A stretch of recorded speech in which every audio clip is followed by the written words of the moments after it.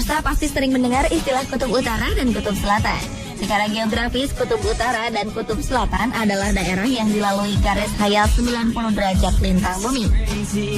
Secara sekilas, kutub utara dan selatan hampir mirip satu sama lain.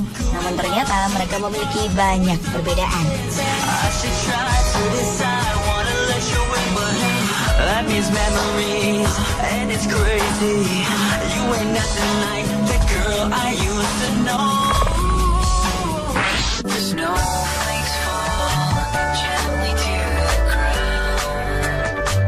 Pada dasarnya daerah kutub utara adalah laut beku yang dikelilingi oleh tanah atau sering disebut dengan lingkaran Arktik. Sementara kutub selatan merupakan daratan benua dengan wilayah pegunungan dan danau berselimut es yang dikelilingi oleh lautan. Daratan di kutub selatan ini sering dinamakan benua Antartika.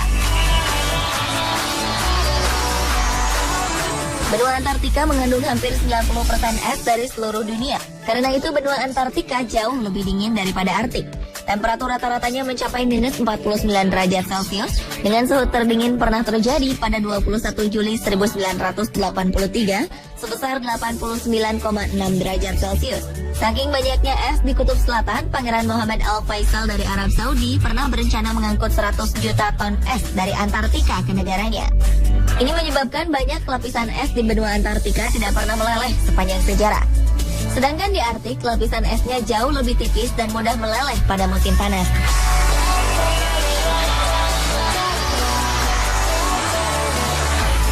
Suhu di kutub utara rata-rata mencapai minus 34 derajat Celcius pada musim dingin dan akan lebih hangat di musim panas. Sebagian daratan di kutub utara memiliki siklus pencair di musim panas dan akan membeku lagi di musim dingin.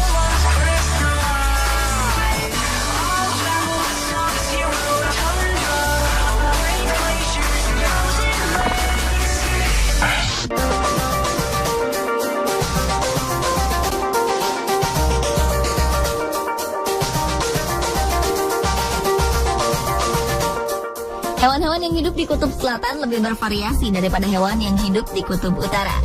Kutub utara dihuni oleh wolverine, Canada lynx atau kucing kutub,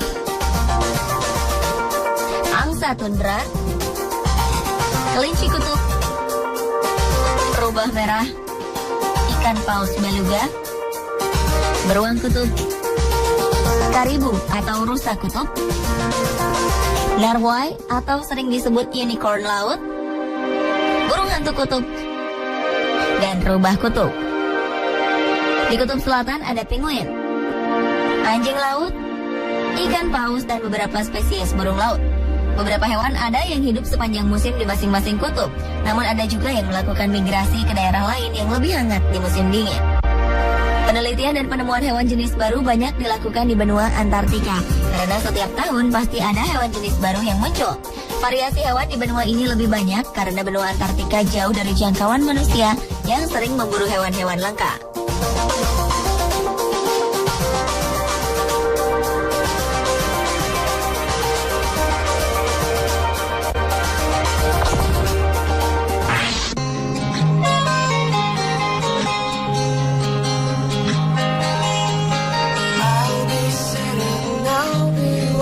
Segi kependudukan, kutub utara dan kutub selatan sangat berbeda.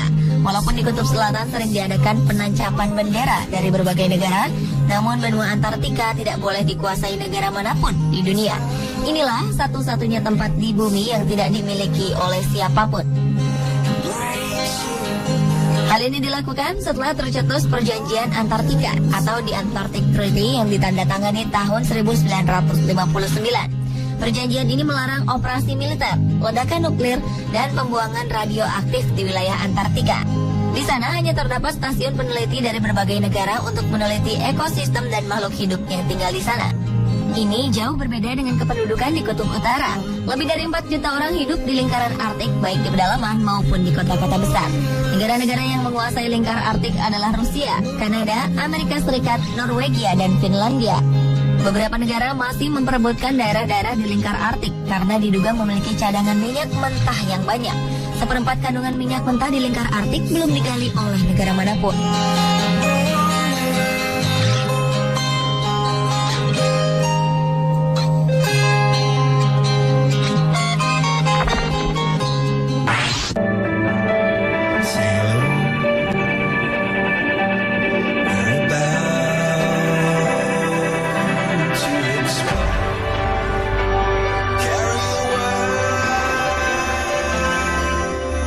Studi terbaru menyatakan bahwa kondisi di Kutub Selatan semakin mengkhawatirkan.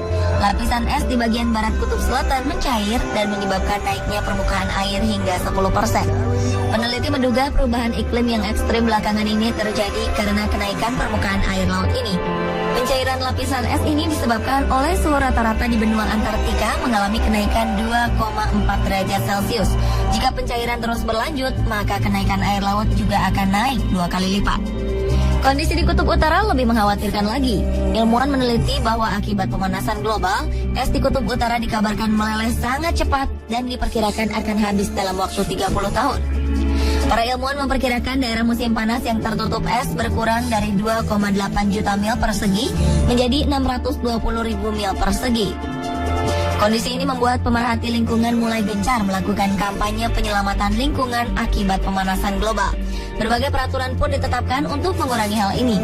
Salah satunya adalah mengurangi emisi karbon setiap negara dan penanaman kembali pohon-pohon yang habis ditebang.